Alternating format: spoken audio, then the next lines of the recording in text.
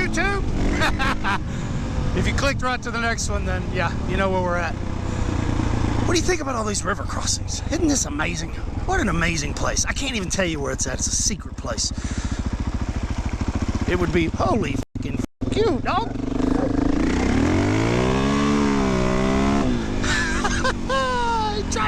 He tried to get me. He tried to get me. Moving on to validation. Something I thought about quite a bit. There's a book by Rollo Tomassi called The Rational Male, and I may pull a couple of his comments or thoughts from the book, but there's two types of interactions in life. When you interact with a human being, there's two types of interactions for the most part. It's either transactional or validational. Meaning, if you do something for someone or someone does something for you, you do it for one of two reasons.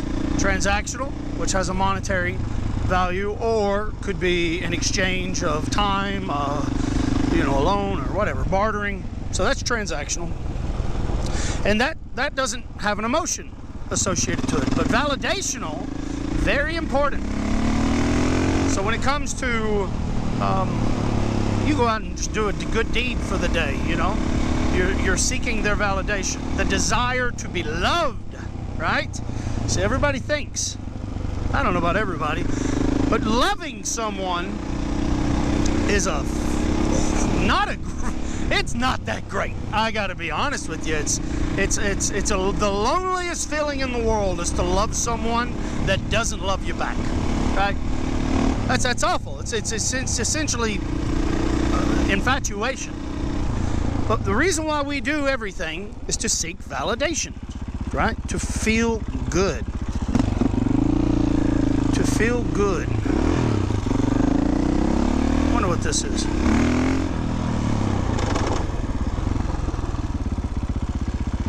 To seek validation. Oh, I love this road. Beautiful. Isn't that amazing? Should I record this? Record, bitch.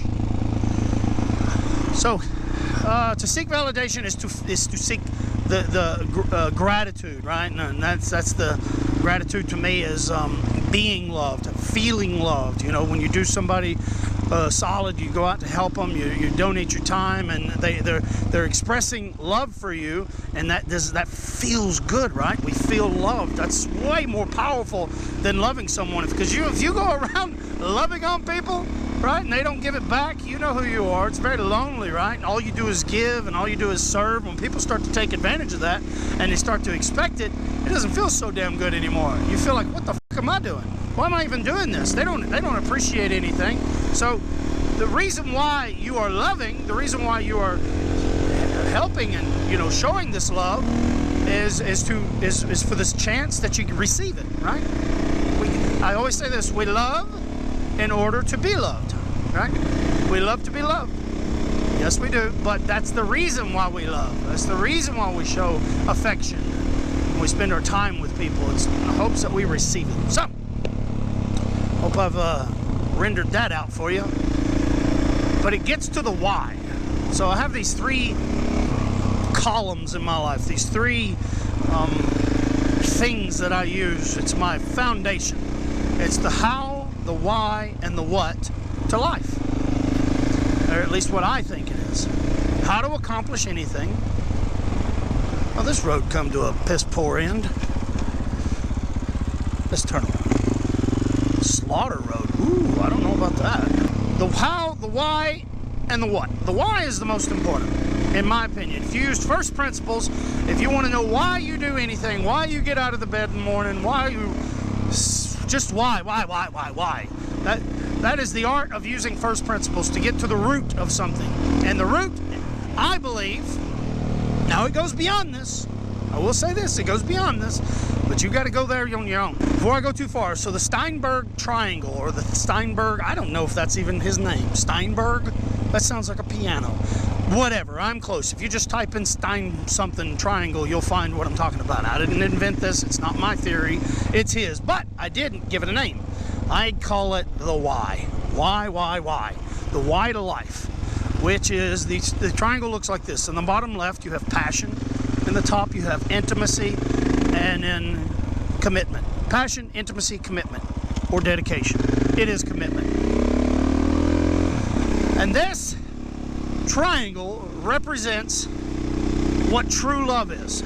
Okay, so we'll run through it. The first thing, because if somebody was here, I'd ask them these questions, but since there's no one here, you're just going to have to ask yourself. What would be the first thing that happens in any relationship you develop with another human being? It's a desire to know more about them. They've piqued your curiosity, and I always talk about passion as a desire to know more about something or someone. So, first thing you receive, first thing you have in any relationship is passion. Now, here's the problem. If you are passionate about another human being that doesn't even know you exist, that's called infatuation. No bueno, no good. They need to be passionate about you as well. So the second thing that happens in a relationship of any kind is not commitment. You're not ever going to be committed to somebody you barely know. So the second part is intimacy. So you have to become intimate. You trust someone. You start opening up to them, you know? So that is called a romantic love. That's the beginning of every beautiful relationship you see in Hollywood, right? It usually ends with commitment, and the movie ends. And that is called a consummate. To have sex, to consummate a marriage. That is called a true love. Consummate. It's a beautiful thing. We've heard it our whole life. So that's the three parts to love. And I think it's beautiful. Now here's the problem. I call it why. You want to know why you do anything in life? It's this, right? And that may not make sense to you, but I'll tell you what it is. Every choice we've ever made, the reason why we even have a vocabulary, the reason why anything's been invented, from silos to farming to skyscrapers, Wall Street, and you seek this validation in life, is because of how do I want to tackle this?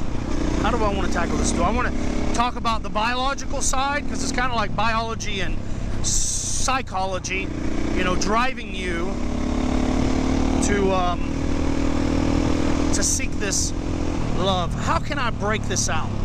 Can I do this in one video? Should I stick with the why? Okay, I'll try to go from this. So you're in a relationship, you've consummated the relationship, whether you get married or whatever, but you're committed to this individual. It is an amazing feeling, but it doesn't last very long. Why? Right? None of them. You never see a part 2 of a love story in Hollywood. It ends right there. Part 2 is a fucking divorce. They're burning the house to the ground, and kids are fucked up for the rest of their life, right? Because everybody's fighting. Well, you got to ask yourself, well, why? What happened? Why do all relationships end this way? Or what happens to them? Well, let's remember the triangle: passion, intimacy, and dedication. You got to think about what's the first thing you lose in a relationship. I'll give you a moment to think about it. If you get all three of these, what do you think the first thing is you lose? Passion. Okay? If you know what passion is, it's a desire to know more about someone, right? So imagine what happens in any relationship. You don't stop being intimate first. You don't start cheating and stop being committed to people. No, that comes at the end. That's when the marriage is doomed and over with. It's when you lose passion for someone. And remember what it is? A desire to know more about them. Well, we stop evolving. We stop growing. We stop becoming a better version of ourselves. We get comfortable, and that's a really green field. We stop becoming better versions of ourselves. We stop investing in ourselves as individuals, and our spouses, our loved ones, kind of lose interest. So if you're wondering why you've been dumped, it's because it's your fault. It's 100% your fault. The shit we do to attract a mate, right? The crazy shit we do to attract somebody we want to sleep with and marry and have the kids with, we stop. We stop investing in ourselves. And I'm not talking about just trying to be sexy. I'm talking about trying to be a better version of you, trying to invest in yourself, starting a better hobby, growing, reading more books. You just get comfortable, lazy. We just go to work and we come home and we complain. We stop growing in our careers. I want to be with someone that likes to invest in themselves, someone that's excited about their lives. They come home and if they're complaining, it should be minimal. It should You should be working. Hold on.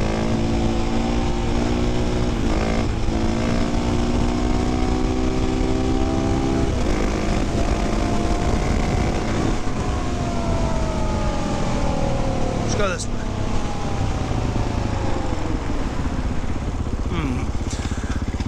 I don't know if I want to go that, but you stop investing in yourselves. We stop, we'll come home from a damn job that we ain't investing in either. We just feel like we're stuck in a rut.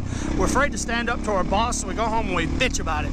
Well, who the hell wants to sleep with somebody that is bitching about the same thing for 3, 4, 5 years?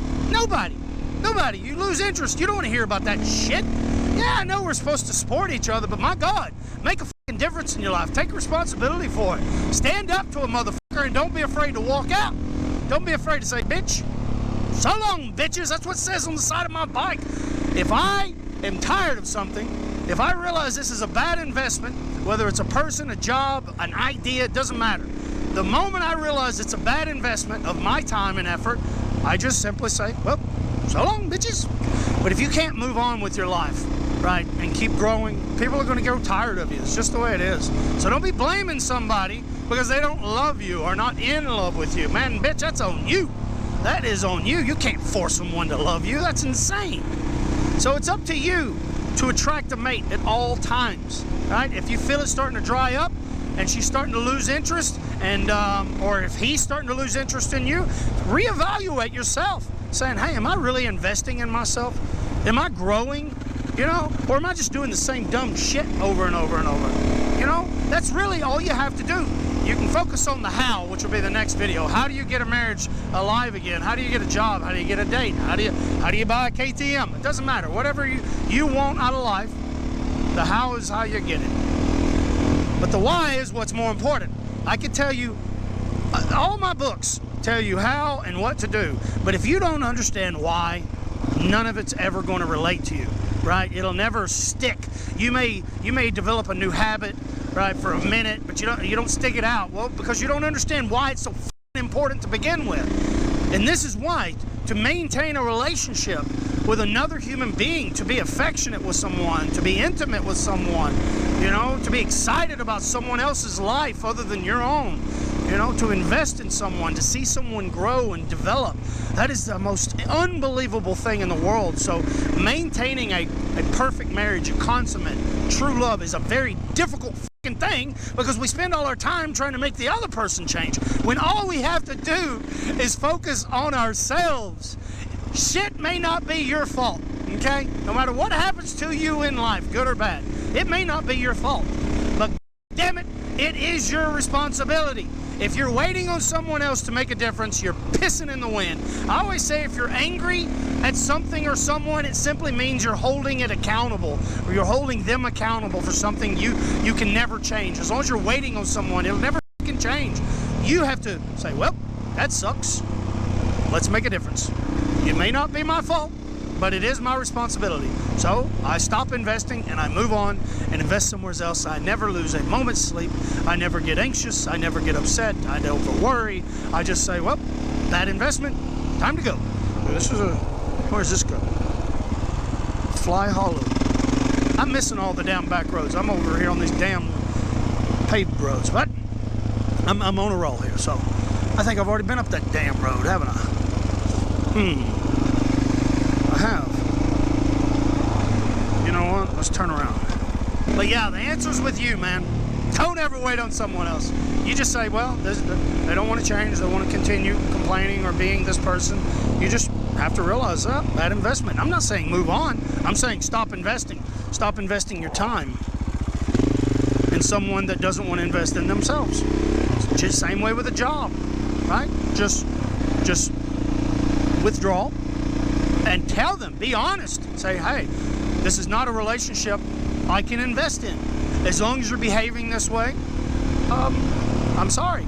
This is not healthy, So when you get your shit figured out, let me know, And if you can do that in the beginning, it's called nipping it in the bud. You've heard that your whole life, nip it in the bud.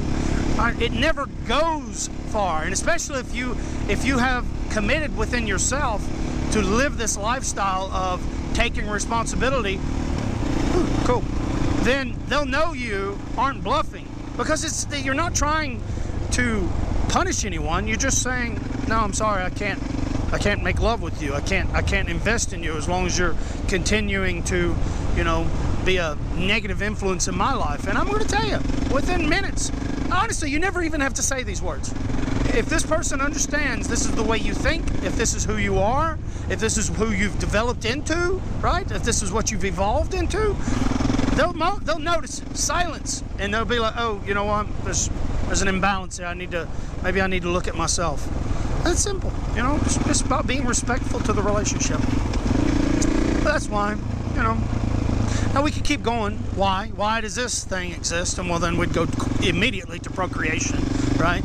It's the biology within us. It's our psychology and biology. And I always wonder what pushes what? Is it psychology driving biology, or is it biology driving psychology? I don't know. I haven't figured that one out. But yeah, it's not you. Do I want to go any further? Does this need to be a part 3 to this video? Because it really does. I think it lacks context. Okay. Damn it. We'll do a part 3. Because I got to tell you where this comes from, right? Or at least I want to investigate, rather, where this comes from. And it's what I think. So, until next time, so long, man.